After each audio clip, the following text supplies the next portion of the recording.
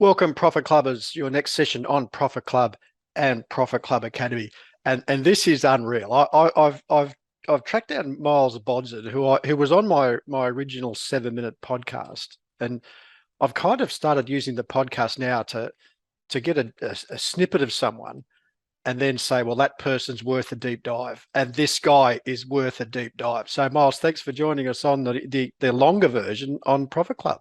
Well, Paul, I'm glad I passed the interview process. And it's been a long time since I have gone through an interview, but thank you very much for inviting me back. I guess I got the job, so I'm happy to be here. You got the job. Now I'll do the formal introduction. For nearly 2 decades, Dr. Miles Bodzin ran a very successful high retention, to get that high retention wellness practice in his community.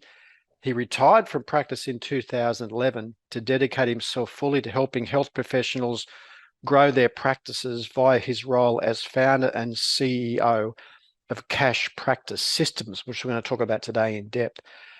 He now brings his years of expertise and knowledge to thousands of practitioners through his speaking, writing, and software systems. He's been recognized as a best-selling author, as well as having Cash Practice Systems listed on the Inc. 5000 and San Diego Business Journal's 150 fastest growing companies.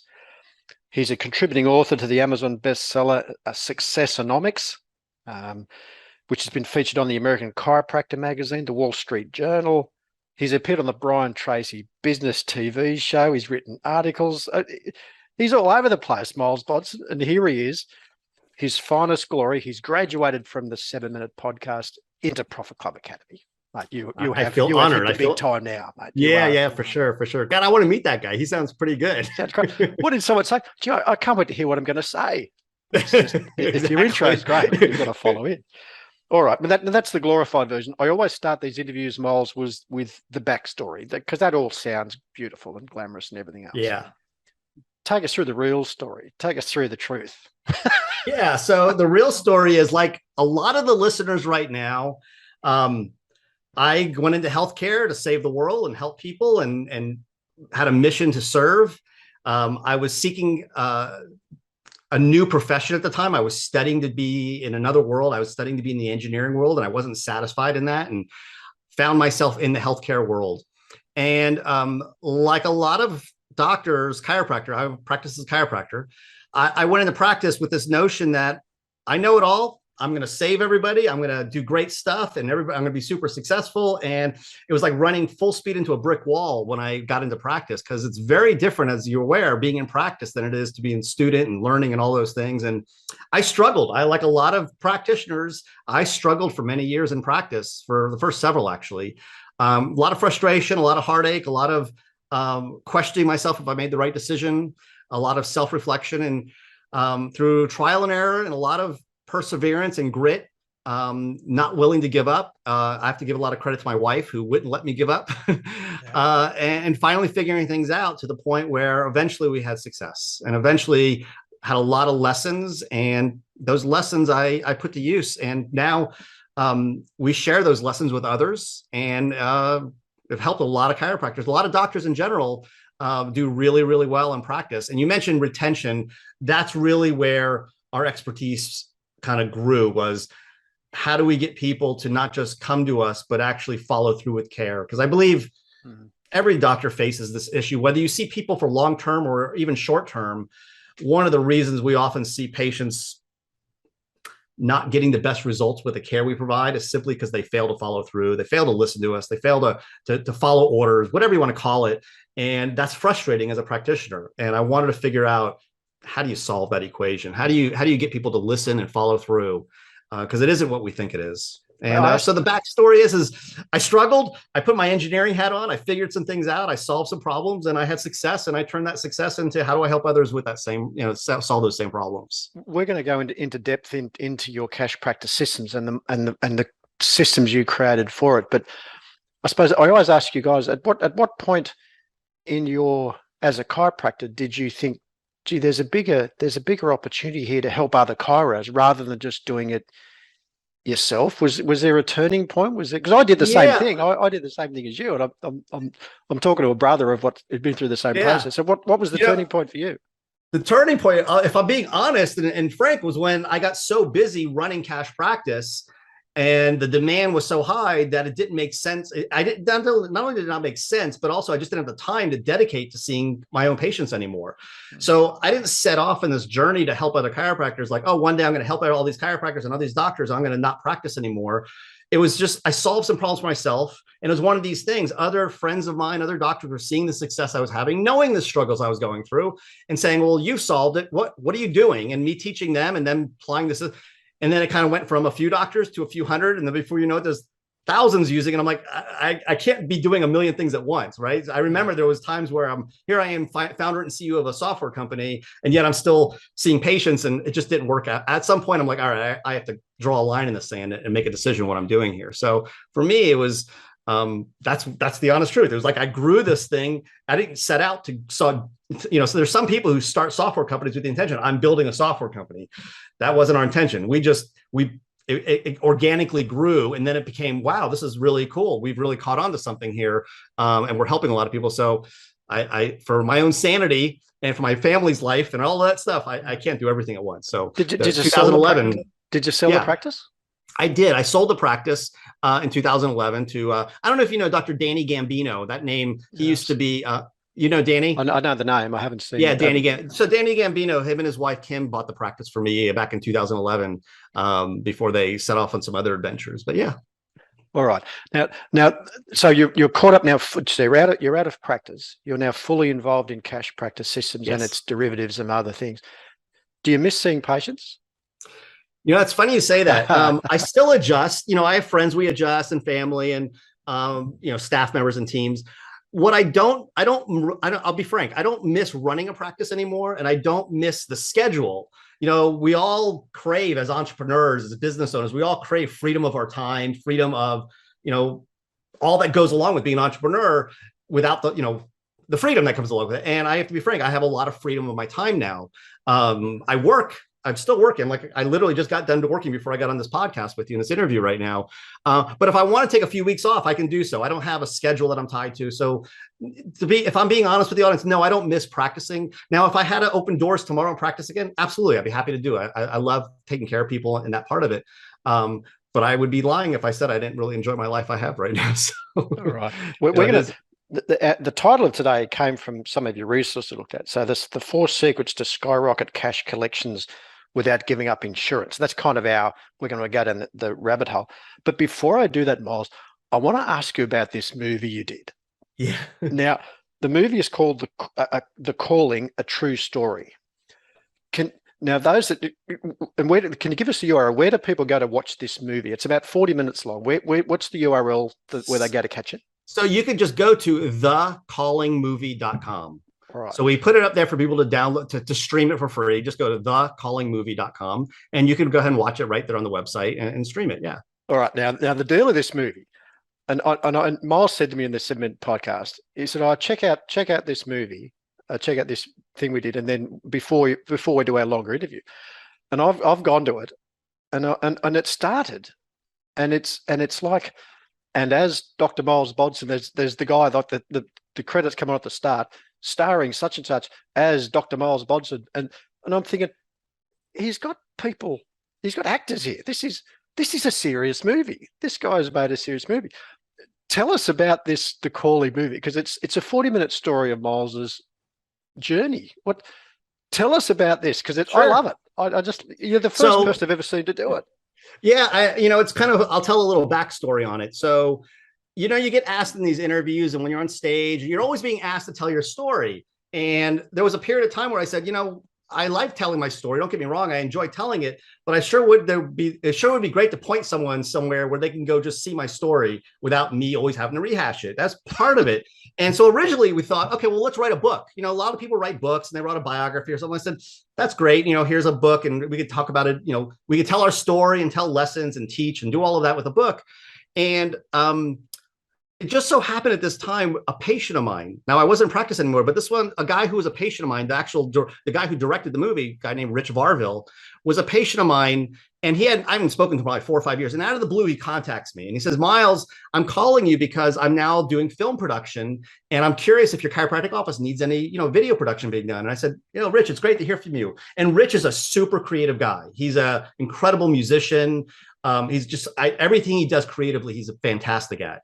And I said, Rich, I'm not in practice anymore, but it's funny you contact me. I'm interested in doing some videos for Cash Practice, our new company. And at the time, all I was interested in was maybe some case study videos, videos that help our members. And not about me, but videos like cases and educational stuff.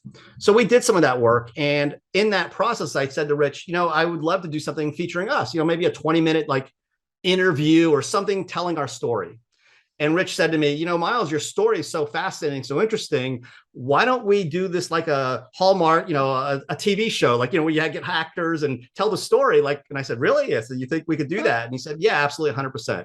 So the process started. He kind of put the little bug in my ear, and we sat down and took about 6 months to write the script.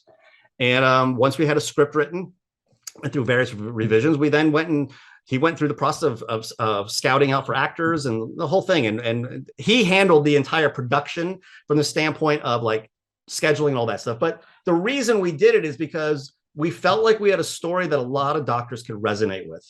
That not just doctors, but we've had, just general entrepreneurs, people who aren't even in healthcare watch it and also resonate with the story of like, I think we could all relate to kind of the person, if yourself, like you go through struggles, you overcome those struggles, you get some help along the way, you have some lessons, you have your Obi-Wan Kenobi who's at your side, who helps you out, and you have some revelations. And that's kind of the mechanics of how it started, why it started. It was kind of like this desire to get the story out without doing a book. And originally it was, like I said, going to be just kind of an interview, someone interviewing me and telling story. I'm like, that's going to be boring. Like, he's like, let's make this fun. Let's create a love story in there. Let's get your wife involved.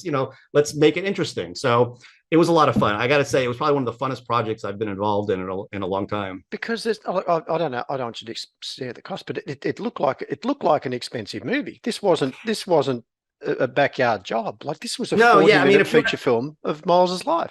Yeah, I mean, if you're going to do something like this, don't expect to do it for less than 6 figures. I mean, so this is not like, oh, I'm hiring some video guy to shoot a 3-minute video. When you talk about a movie, you're talking hundreds of thousands of dollars to do something like this.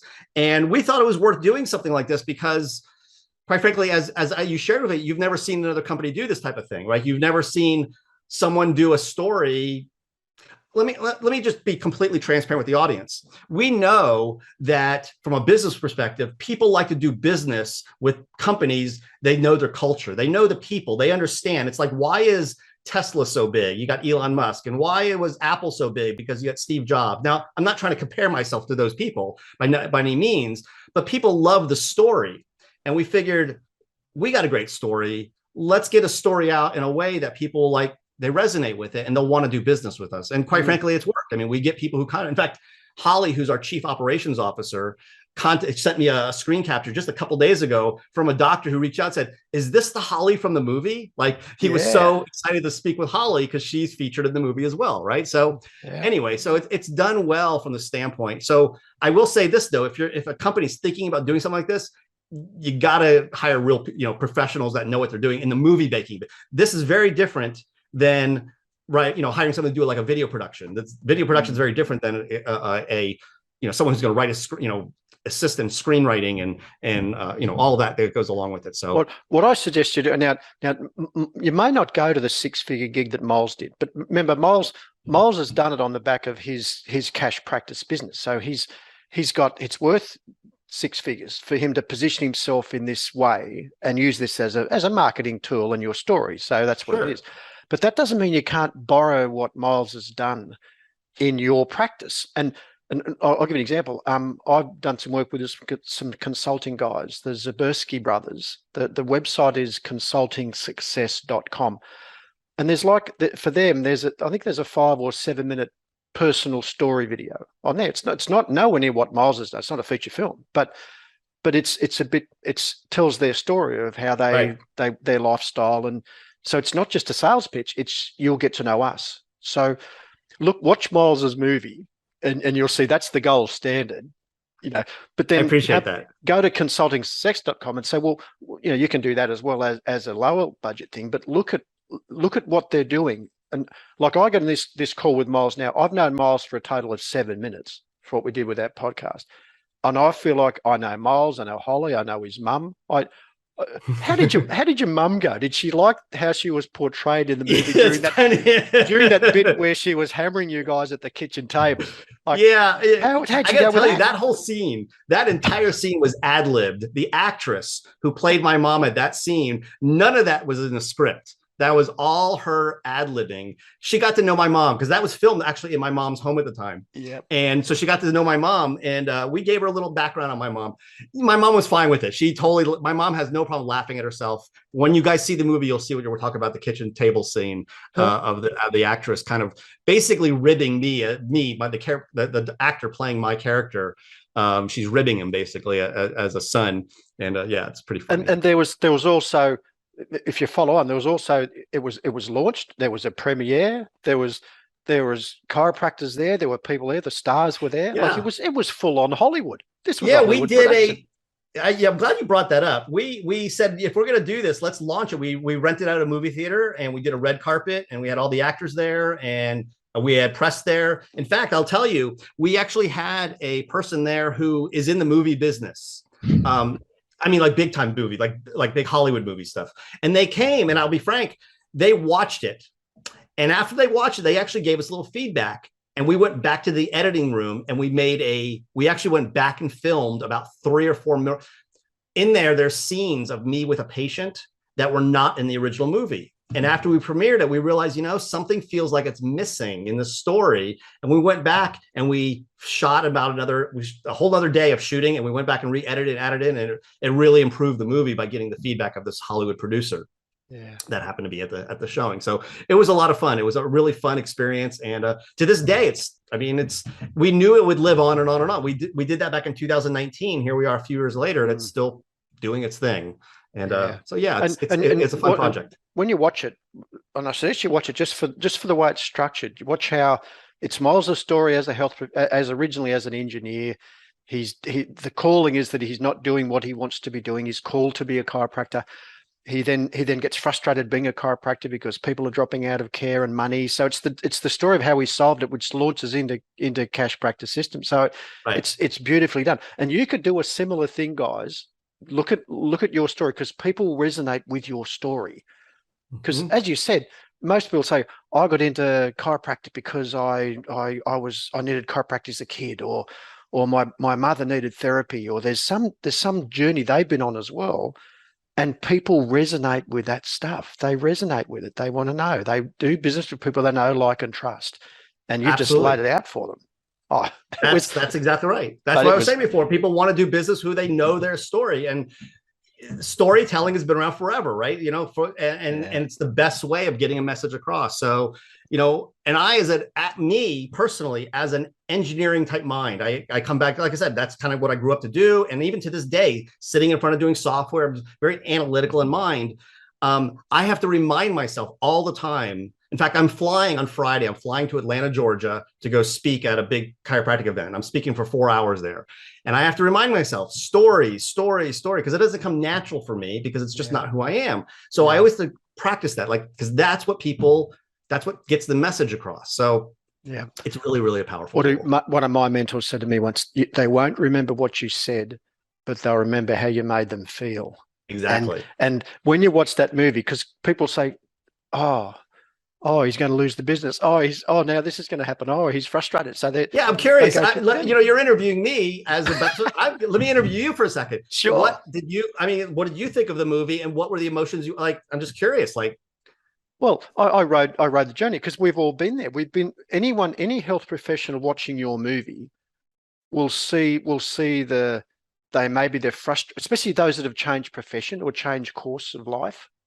Because the calling really was you're being called to be a chiropractor. So anyone that's been through a career change, or I'm not doing what I should be doing, I want to do something else, but then the frustrations you have from doing that something else and how you solve it. We all go through that. That's the roller coaster. And if I can resonate, and if I'm a viewer if I'm a chiropractor, physio, osteopath, whatever, and I watch that movie and I resonate with that, I'm going to reach out to Cash Practice Systems because I want to be working with you because you've been where I've been. It's brilliant, mate. Mate, well done. Thanks. I appreciate that. Thanks, Paul. I Loved appreciate it. Again, go to, not to give a plug again, but go to thecallingmovie.com if you want to watch it, enjoy it. It's a quick 40-minute, feature. And you get to read, and you actually get to, if you watch it through the credits at the end, I don't know if you went through all the credits, but at the end, you get to actually meet my real mom in there as well. I saw that. But it was well done. So now that wasn't the guts of the call, but there's an important lesson there. What can you put on your website? How can you personalize your business? How can you get your story into your message? Because that's what Miles has done. He's done it at the elaborate version, but how are you doing it in your practice? Because it's effective. Go to consultingsuccess.com, check out the Zabersky Boys video and see what have you got on your website or on your media that's your story, because that's what people are interested in.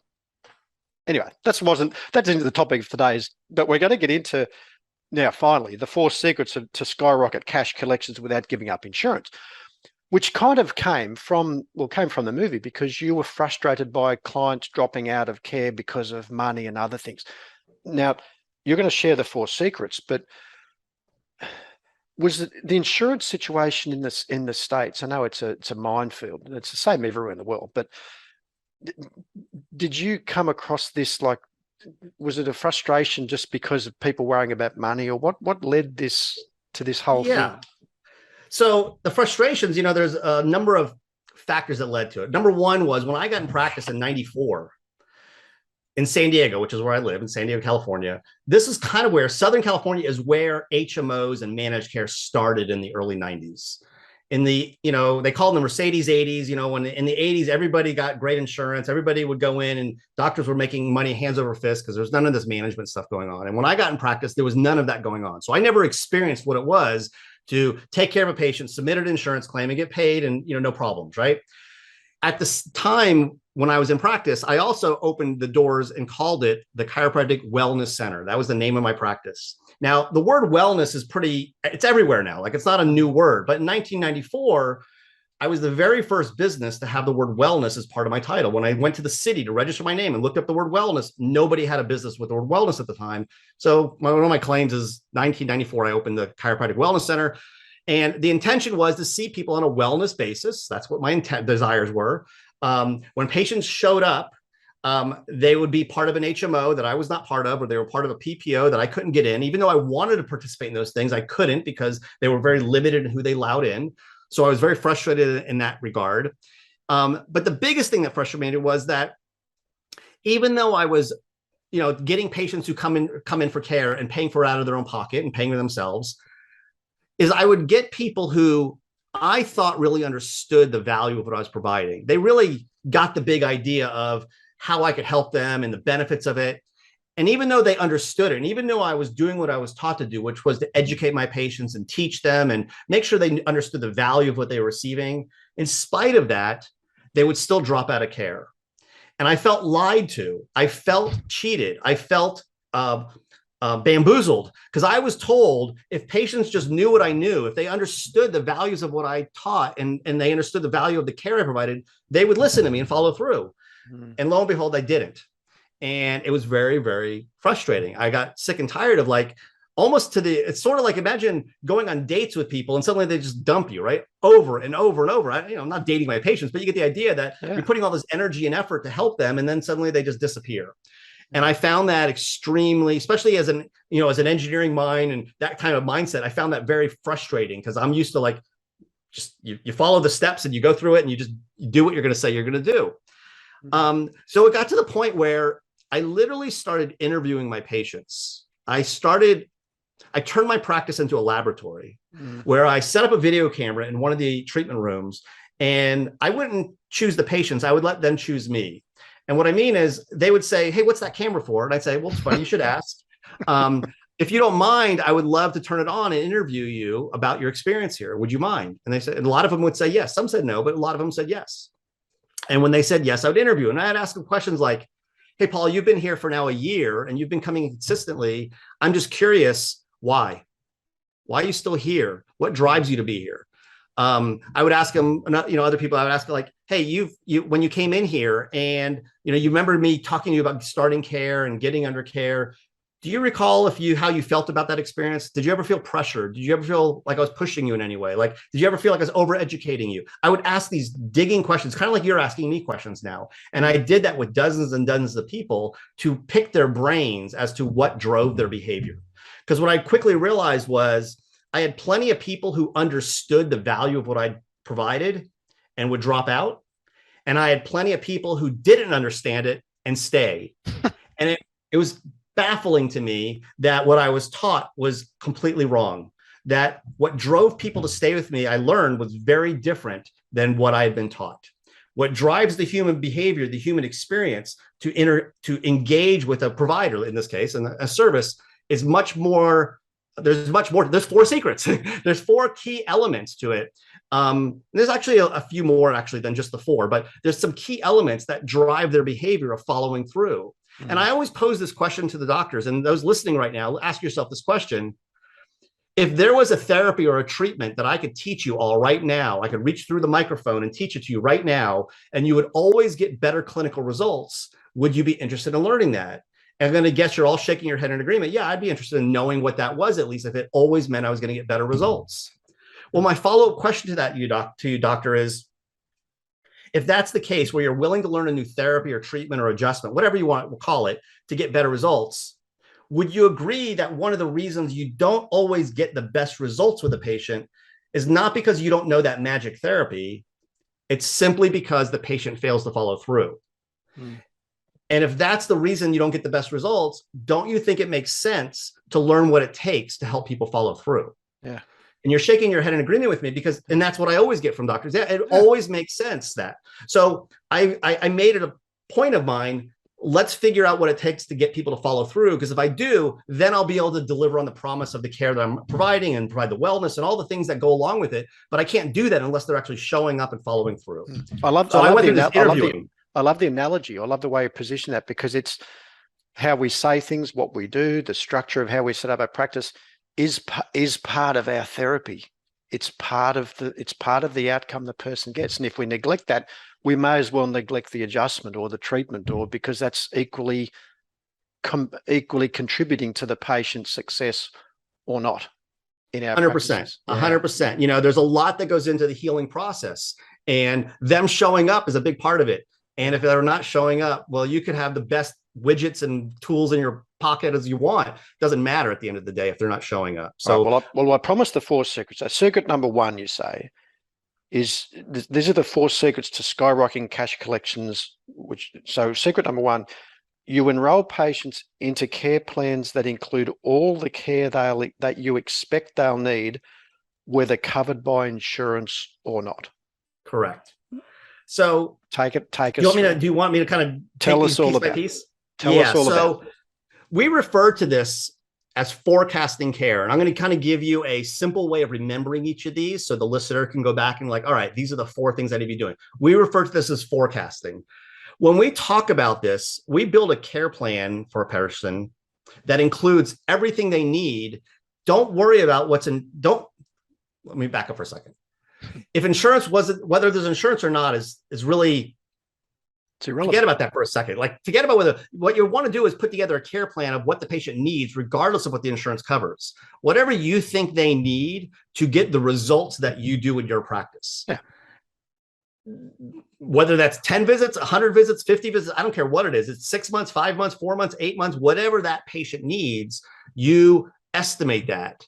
And there's always the doctor who says, well, what if I'm wrong in my estimate? Well, then you're all wrong. You go back and change it and fix it later. Doesn't matter. And you're learning it. That's what we call it practice. You get better and better with it over time.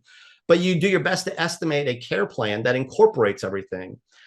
Specifically to the thing about insurance, though, one of the mistakes many offices will make is they'll say, well, we'll use your insurance, and then later we'll convert you to something else. Like when the insurance runs out, then we'll change it into something else. If you're doing that, you're going to sabotage your patient's terribly. You're going to sabotage it. If the intention is to have them follow through, you're creating a very big challenge for them to follow through at the point of transition from the insurance program to that new program. So it's best to incorporate it all right from the beginning. And as the listeners listen into this, we're just touching on the surface of some of these topics as we go through.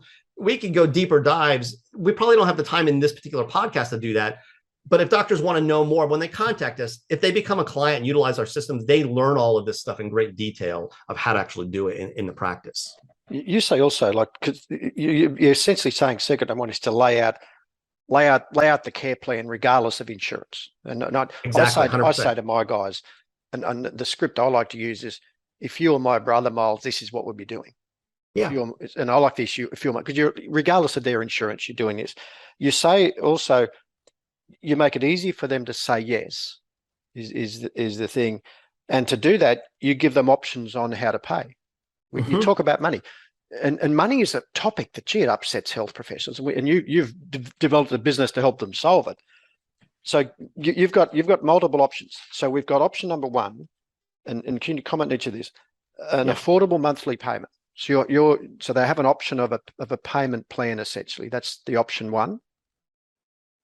Yes. You want to comment on each one? Give me a little something on, so that works. Option two is a larger down payment with smaller monthly payments. And option three, they can make a one-time payment for the entire program. Yeah, I mean, those are the same payment options you have when you buy a car or a house or anything else out there. And that's what people are used to. People are used to being provided a choice as to how they're paying for things. And I kind of facetiously say this, DC, when I'm speaking to chiropractors, doctors of chiropractic, I often jokingly say it's doctors of creativity, because I can't tell you how many times I speak with an office and the financial plans they have. I'm like, where did you make up this stuff? It's so crazy what you're doing right here. Like, just keep it simple. This is what works in the real world for everybody else. And that is either pay it all up front or make a down payment with smaller monthly payments, or just split it into monthly payments to begin with, and then let them choose what works best for them. What I don't like seeing is a practice, like I'll talk with some offices where their model is, well, we do a care plan, but then we want everybody prepaying. Like we're closing the deal per se, and closing, signing them up on these programs. And I think that's a big mistake for a variety of reasons. Why is it such a big, so why is the prepay such a big mistake? There's a variety of reasons. Number one is, just from the doctor perspective, that means you're living. I can give you a whole bunch of them. Number one is you're living on borrowed money. The money you collect is not your money until you receive that money. And if you remember the scene in the movie where I had to refund $10,000 in payments, that's an example of living on borrowed money. Number two is you're creating less value in your business. In your practice, if your practice is all collections is based upon new business showing up with prepay versus a practice collecting an equal sum of money per month on a monthly subscription, that subscription base or that monthly payment practice is going to be worth, as a business, much more money than the practice that's new patient driven. Number three is, if you're asking people to prepay, and that's what you want to do, you got to understand in the general population, about 5 to 10% of patients in the real world prepay for anything in life. If they go buy a car, there's like 5% of people who walk on the lot and write a check for the car. The vast majority of people make their decision based upon that monthly payment. That's how they decide what car they can afford, which house they can afford, which rental place. So if you're always talking prepay, you're not speaking the same financial language as the general population. It's sort of like speaking Chinese when they speak English, or you speak English when they speak Chinese, like you're speaking a different language. So if you're doing lots of prepays, generally these doctors have to learn closing tactics, sales tactics. And this is the stuff when you got to, like, doctors don't like to talk about money. This is why. Most of the time when money comes up, it feels like a sales process. It feels like a sales pitch. There's a way to talk about there's a way to go through this entire process where the doctor will not feel like they're selling. Well, the office doesn't feel like they're selling. It just feels like you're walking someone down the yellow brick road, and then you show them the answer to their problems and they choose an option. Like there's a lot of reasons why prepay is a good choice. It should not, it's a choice for those who want it. That 5% of people who want to prepay for things, they'll ask for it, even if you don't offer it. I remember this, where I was not offering prepays for a period, and about 5% of people would say, well, can I just write you a check for the whole thing? And that was a small group of people, but the vast majority of people would choose either a monthly payment or a down payment with smaller monthly payments. That's what most people end up choosing, which is healthier for you. The last reason I'll mention, and I could probably come up with a few more, if we wanted to, but the last one has to do with, at the end of a care plan, generally when you're treating someone through a care plan, at some point you're going to transition them to a maintenance or a wellness type program. At least in chiropractic, you do that. And some of the other healthcare fields you do as well. That point of transition is where a lot of offices lose patients. That's a common place for people to just disappear. And we've identified the reason they disappear is because you're asking them to make a new decision. You're saying to your patient, Paul, hey, you've done with your care plan, the new program is X, and you have a decision to make. Do you want to do that new program? But if you've been paying me for this last program, maybe you've been paying me $400 a month for the last 6 months or last year, whatever it's been, and I get to say to you, Paul, great news, you're ready to go to wellness care and your payment's going down. What ends up happening is, just like you're shaking your head yes at me right now, same thing happens is the patient agrees with you, like, oh, that sounds good, right? I've removed the decision of them making. Going back to the interviews, when I interview patients, the thing I mainly learned was you got to remove the points in time where people have to make a decision. Yeah. The more decisions people have to make, the more likely they're going to be lost. Yeah. The more decisions are there any government, because I know US are big on prepay and you're big on monthly recurring things in chiropractic, for example. Not as common Australia, UK. Are there legislation issues? Are there legalities regarding that in the states? So some states, prepay? Nothing federally. Some states will say where if you prepaid the money or a certain amount of money, you have to put the money in an escrow account prior to receiving the money in your own account. Yeah. This is another reason why we're much more of a fan of the monthly or the down and monthly, because you don't run into those challenges. You run into those issues. As far as other countries, I couldn't speak to what other countries say per se, but from the standpoint of the states, there are, like Florida, for example, you have so much money that if you collect over, you have to put it in an escrow account, as an example. But what you're saying though, Miles, is we look at some sort of, we create the care plan. They need so many sessions per week for 6 months, whatever it is. That determines what their monthly payment is, and we put them onto a payment plan and let them organise that. That's pretty what we're talking about here. And I assume that's where the cash plan calculator came from, because you loved it, because one of your programs is the cash plan calculator. Which yeah. And actually it's been renamed a few years ago. We changed it to care plan calculator. But the point is that yes, it's a tool for you to put all your services in, and it calculates everything for you, and it creates an actual compliant contract. It actually, what it does is it creates an agreement that you have with the patient that outlines all the terms of the agreement, what the financial responsibilities are. It handles, in America, they have this No Surprises Act, which is a law, a federal law that you have to pay attention to. It handles that as well for you. It basically does everything you need to do from the standpoint of calculations and documents. So it's a contract creator for selling your services. You can see, even because we've got physios and podiatrists on our program as well, you can see the monthly membership model, or the monthly payment model, works exceptionally well, but you've got to have some sort of longer term program. It doesn't work for the sprained ankle. It's going to be, you're going to expect to discharge that person in a week's time. Correct. You've got to think of your practice as a long-term, as Miles has done, a longer term wellness solution, a gym style model. That's all we're doing. We've got a longer term plan in place for the person. It comes down to is, people say, who do we work with? And we say, anybody who wants to see their patients or clients long-term. If that's your intention, is to have a long-term relationship with them. If you're interested in getting them in and out the door in 1 or 2 visits, you don't need us. That's not what we help with. What we help with is you have someone who you want to have them follow through. And maybe you've struggled with that, or maybe you just want a better system for doing it. I mean, we have 2 types of clients that come to us. One who've no idea what they're doing with any of this stuff, and they have to learn basically all of it. And then we have others who come to us who kind of understand the concepts already. They just want a better system for doing what they already know how to do. My brain says that the people that are listening to this and are going, yeah, that won't work for us because we're an acute clinic. We're an acute. You've either got to accept you're going to be an acute clinic, and you accept that's going to be a short-term, quick fix kind of model. Right. Or you've got to think bigger and think, how can I add services to this acute problem to provide a better solution to that person's life? Otherwise, you're going to be looking for new patients all the time, and you're going to be a transaction value-based practice. Absolutely. Right. And I'll add to that it always, one of the lessons I'll go through with an office or teach is, doctors need to know what their product is. What is it you deliver to the end user, your patients? When patients come to you and they're going to give you a bunch of their time and their money, what do they get in exchange for that? And if it's just acute care, well, then own that, and then you build your practice around that, which means you do Yeah. lots of marketing, lots of new people, all those things. Or you get to a place where, like I was in practice, where I didn't need new patients. I can go weeks or months without seeing a new patient, and business was just fine because we just didn't need it.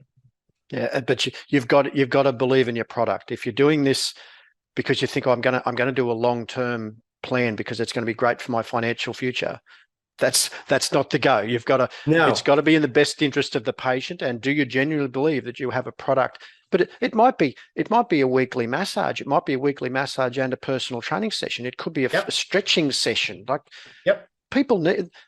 You'd love this. When personal training came to Australia back in the 80s, Miles, I poo-pooed it like you wouldn't believe. I said, well, that's just rubbish. Who will pay someone to stand there and count your reps for you? It's just not going to fly. And of course it did, because people need to be accountable. Like, you give people a home exercises, they're not doing those home exercises.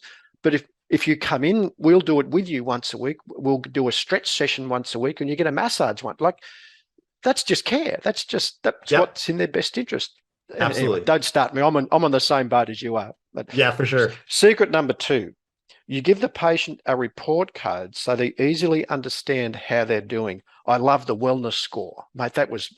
Is that been renamed, or that's still the wellness score? No, that's still the wellness score. Yeah, it's still the wellness score. Tell us about the wellness score. We've got neuro health function. What's in the wellness score? So the wellness score, we all went to school. We all knew how we were doing by getting progress reports, like getting report cards, right? You got an A, a B, a C, a D, whatever you got in class. That's how you knew how you were doing.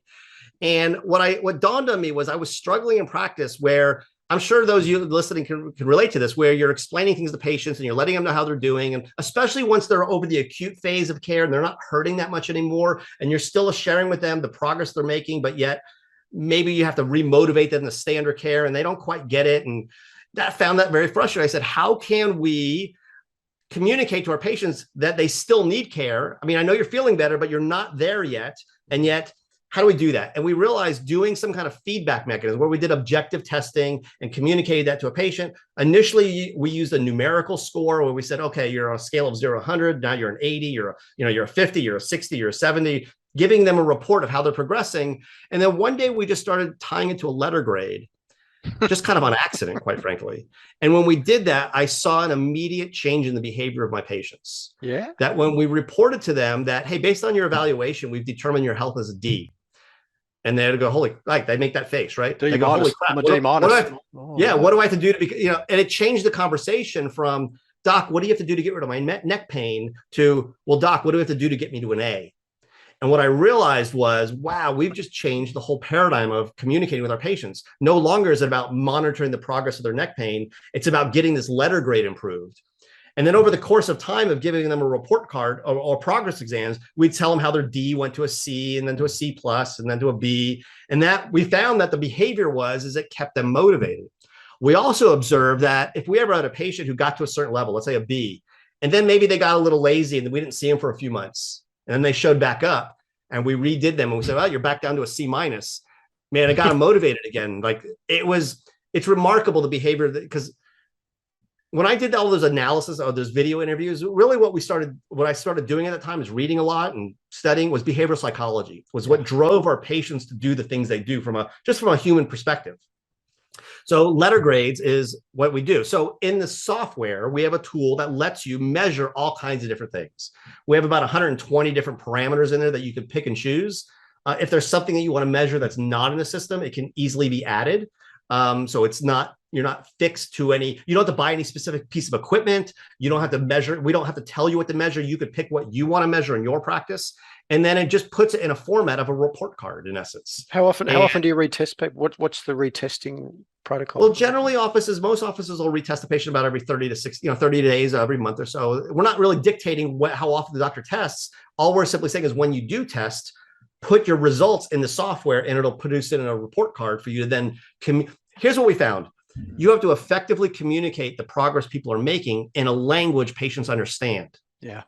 So that's the key part. Us doctors speak language that patients don't necessarily understand. So you got to translate it. Well, translate it by just putting all your findings in a report that gives them a final score, which is a letter grade. And have you got clients using that at fairs, at marketing events, at different school things? Like it's it's a really nice. What's your wellness score? Me Like personally, no, I haven't had you, my crop no, break. I haven't no, done it in a while. no. And I'm it saying, also but you'd depends. be doing it as at a Oh, fit right. or I a thought you were school asking thing. me. You'd be doing it as a lead generation. Have your Absolutely. wellness score? Like that's brilliant. So they can just go to the thing and plug it in, and well, you're a D minus. Miles. I've got an appointment next Tuesday. Like, Yeah, exactly. And what's interesting is that offices will, when you do the wellness score, even though that's the name of it, you can pick and choose what parameters you want. And you can say, well, at the fair, or at a screening event, I'm going to measure these 4 things, really simple 4 things. And it's a preliminary wellness score. And you say, well, based on these 4 things, we've seen you're a D. When you come into the office, we'll go ahead and do a 20-point checkup on you. We'll measure 20 things and put it, and do a more comprehensive.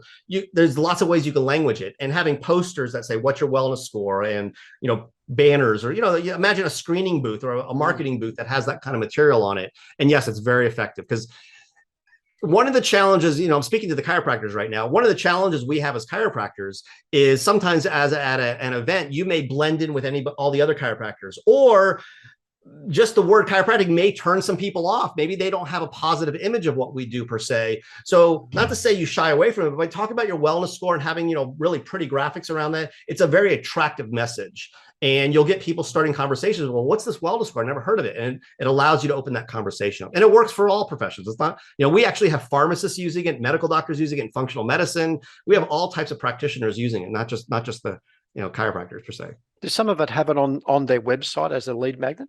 Like, can you have it? So, can they complete the well, or have you got to be a client to do it? So currently, yes, you become a client now. That you can mark it on your website to say, come in for a wellness score, but there isn't a wellness score for them to fill out, let's say, on their online per se. Okay. Although it's a reason to come in, but it's a reason to come in, isn't it? Or yeah, absolutely. What's your wellness? And I mentioned before when you brought up the care plan calculator, I said we refer to that as forecasting care. In the wellness score, we're referring to that as giving patient feedback. So you'll hear me talk about there's these 4 principles. Care plan calculator is for applying the principle of forecasting care. The wellness score is the concept is people need feedback. So we use that as a tool to give them the feedback throughout their course of care. Because secret 3, I love this, the more frequently your patients think about paying for care, the lower the retention. Absolutely. 100%. The more you have that, and you can see it, don't you? If you're paying per consult, the money's changing hands every time you go in. Gee, that's a painful process, isn't it? Every time. Yeah. So imagine going to the gym and every time, imagine going to the gym and every time you show up, you got to pull $10 out of your, like every time you show up, right? So the automated subscription model, it's not a new model. It's been around for long, although it's gained a lot of popularity over the years. In fact, even today, you now see car manufacturers. I understand BMW is now charging a fee per month to use heated seats in their cars now. Is that right? Yeah. So subscriptions and payments are a thing now. It has been. So the business model of having your practice automating payments, and I don't mean just recurring payments. I don't mean just your monthly payments. I mean automating everything. Example, Paul, let's say you're coming in and you don't want to be on a subscription. You just want to pay 1 visit at a time. Well, I'm still going to have your card on file and automate that process. I'm not going to make it where you stop at the front desk and pull out your wallet and pay every time. We want to have a card stored on file or your bank stored on file, and my staff knows or to run that payment, for you at that time. Or if your payment declines, we want the system to automatically notify you to update your billing. Or better yet, we want the system, if your credit card expires, to automatically update your credit card for you without even us asking you. Like, we want to automate all of this so that the conversation around money isn't a frequent thing. It's very uncommon. It's only like maybe your first visit, maybe your second visit when you sign up for care, maybe a year later when we transition you to wellness. Those are really the only times money comes up. It's not a routine thing on visit to visit to visit. So can I go back to that paying at the time of consult? Yeah. So because you've got the person comes out from their treatment in one of your clients' practices, see you on Friday, Miles, and the admin person just presses the button and it's automatically debited from their account. So there's no that conversation. They don't reach for their credit card. They don't pay they don't have that transaction at the front counter. They just see you on Friday, Miles. That's correct. Which even in that is smooth, isn't it? Why aren't we all doing that? Why? Miles, a lot of doctors, why aren't we all doing even that? Even if you've got an acute practice, that's got a person, we'll get your file. You come in for your sprained ankle. We treat you on we know what you've got to, you'll be here for a couple of weeks, Miles, as an acute practice. We'll get your card on file, and just instead of you hang around at front desk every time, we'll just process it when you leave the clinic. How about that? And I'm glad you're 100% right. And I'm glad you brought that up, because I said before, if you're in acute practice, we're not the answer for you. Our entire suite of tools is probably not necessary, but our auto debit system, our payment system would absolutely be very effective for that practice. And we do have acute care practices that use it for that purpose, where we actually have in our software the place where people digitally sign that authorization form saying you have permission to debit my card automatically. All that's stored on file, and all of the automation is handled for you from those one-time payments. So yeah, I mean, it absolutely, that is a in essence, you want to ask yourself this question in practice: is where are all the touch points that occur where we're asking for money? And try to eliminate them. The other thing you want to do in your practice is ask yourself the question of, get on a whiteboard just with your team and start brainstorming. Where are all the places we have our patients make a decision about things? Are there ways we can neutralize them having to make that decision other than informed consent? I don't mean get rid of that kind of stuff. I mean, like, from the standpoint of, hey, do you want to go from relief to correction? Is that a question you really need to do? Or do you, like, if you already have a plan right from the beginning of their entire care plan, well, then that's not a question anymore, because you've already incorporated the entire program. As an example. Yeah. The other thing it does, it removes how many times do you see a new admin person arrive at a practice in the first couple of days, and the patient comes to pay their invoice and it's $150, and the admin person goes, "Oh, that's a lot of money, isn't it?" Like even that conversation, like you're just removing that discussion that happens from someone you can't control what they're going to say. Like, it's funny you bring that up, because when we're out in public, like this weekend, when I'm in Atlanta, Georgia speaking, or Marietta, Georgia speaking this weekend, my team, a couple of my team members already flew out today, and I already know what's going to happen when we're out there, meeting people and seeing people. The doctors who are our clients, they're always very happy to see us. They always come up and they're always happy to see us, but their staff love us. They flip out over us. The staff come up and they are beyond thrilled with what we provide, because at the end of the day, it's making their lives so much easier, because you're now dealing with patients who are showing up. So the doctor's not breathing down their neck about where's Mary at? Get it on the phone and call Mary. About money. Those all the things that the staff have to deal with run so much smoother, and as a result, they're happier, less turnover, all those things. Stop them thinking about money. Question and secret number 4 to finish. You must educate your patients on a regular basis with drip education emails. Yes. You've got to stay in touch with your database, guys. You've got absolutely 100% again. So I know I've said that a few times, 100%, because you're right on, man. The auto debit system, we just talked about payment. We refer to that as making your payments frictionless. Yep. Payment, what you bring out, the drip edge, we refer to that as frequent contact. Going back to the beginning of our conversation, I was talking about where I was educating patients and teaching and stuff, and yet people would still not follow through. What dawned on me, and one of the things I learned was, it wasn't so much your message, it was the frequency of your message. It wasn't so much your content, although your content can't be crap. It has to be decent content. It's how often you're in contact with people, that your frequency is important. So having a regular system in place to be in contact with your patients, whether that be through direct mail, whether that be through social media, whether that be through email, whether it be through text message, whatever it is, you're regularly in contact with the people.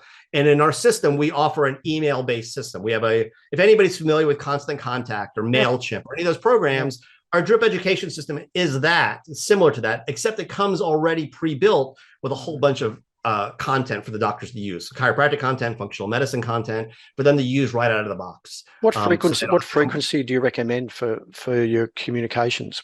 Yeah, you probably get that a lot. How often should we be contacting our database? It depends on what you're sending out. Like if it's a regular education for a newer patient, generally we'll do once a week for a 6 to 8 week period of time at the beginning. Then it'll drop to every about 2 weeks thereafter. Now this is assuming you're also doing other things, like they're getting text messages for you for a reminder of appointments. Maybe you have a newsletter going out. There's other things going as well. You can also do intensive things. Maybe you're going to do a promotion during the holidays for gift cards. In your office, you sell gift cards for your services. Maybe during the month of October or November, you're going to do a bunch of emails in a short burst for that type of thing. So it just depends on whether it's a marketing message, whether it's an educational message. It also depends on, you also can do announcements. Hey, we're going to be out of town this week, that type of stuff. like I said, as long as you're doing, I believe on at least every week to two, you're doing really, you're in the long term. That's what you want to be doing. Birthday cards. You'd see it as well. How many times you talk to a new client, a new practice owner, and you say, how often you contact your database? Oh, every 3 months we might send something out. It's erratic. Yeah. And they wonder why their open rate is so low, because they don't know who you are. They've forgotten you after a month, and then pretty much there's no value in what you do. All right. So I love what you've done, Miles, and I always look at this from a business perspective. You've started out as a chiropractor in a bricks and mortar practice. You've seen the frustrations that you've had. You've solved those frustrations in your own practice. You've then expanded the business to help other people do it, and you've automated a lot of these systems along the way, mate. Hats off to you, mate. I love the way you've done this. Thank you. I appreciate it's brilliant. That. And then the movie on the top of it, it's sensational. Mate, Thank you. I really appreciate that. But to summarize what we just said, the 4 things we just did, the 4 secrets: forecasting care, frictionless payments, feedback, and frequent contact. The 4 F's. Yep. It's an easy way to remember it. Ask yourself, how are you doing on each of those 4 F's with your practice and your patients right now? And if you're lacking in an area, that's where you focus on. Say, okay, I'm not doing any forecasting and care. Well, that's where you put your energy. And as you develop your practice, as you improve in the practice doing these things, you'll see your retention increases, your patient follow-through increases, your cash collections increase. All of those things increase as a result of that. That's ultimately, as a software company, that's what we do, is we provide the tools for doctors to do those 4 things. That's ultimately what they get from us. Mate, I love it. Where do people go to find more about Miles, Bodzin and Cash Practice Systems? They're going to get to the movie for a start, because that's a world. Yeah. Where do they go? What are the resources? What have you got for people, Miles? Where do they go? I got 3 resources for everybody. Number 1 is, we already mentioned the movie, thecallingmovie.com. Number 2 is, if you want to learn more about our software, our company, Cash Practice, go to just cashpractice.com. Cashpractice.com. That'll take you to our website, where you can read all about us. There's some videos you can watch. There's some great case study videos. And if you want to speak to someone at our company and learn more about what we do, and potentially even see a demo, you'll see a big button up there that says book a call. Just push that button. You can pick up a calendar. It shows you a calendar where you can pick a time to speak with one of our representatives, and they'll be happy to answer your questions, show you how it might benefit you. And we find, quite frankly, 80% of doctors who see what we offer end up becoming clients. Like, it's pretty much sells itself once they see it. And I know you're heavily in the US, but you've got global clients. I assume you've got. Yeah, we do. We have clients all over the world. Yeah. Well, I will say this, one caveat is one of our systems, our payment processing system, our auto debit system, is just the US and Canada. It's not all over the world. Whereas our other 3 systems, our wellness score, our care plan, and our drip ed, you could use worldwide. Beautiful. The 3rd resource you can go to, which is one we haven't even talked about yet, and that is, this is a free resource. There's nothing to buy there, and that's just go to loyalpatientjourney.com. Loved it. Loyalpatientjourney.com. It's an interactive page for you to kind of just see the whole process of taking a patient from phone call all the way through the process of them becoming a loyal practice member, and all the steps along the way. So I encourage you to take a look at that. Give us those URLs again. The Calling Movie. Thecallingmovie.com, cashpractice.com, and loyalpatientjourney.com.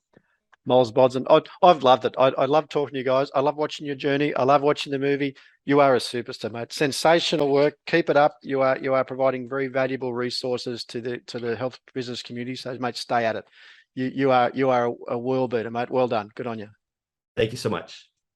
And if you're not currently a member of Profit Club and you've got access to this session by some other means, you want to join this great program, head to healthbusinessprofits.com/profit club. That's healthbusinessprofits.com/profit club. If you want to have a chat to me about getting involved in our Practiceology program, head to mypracticeology.com. I'll see you in the next episode.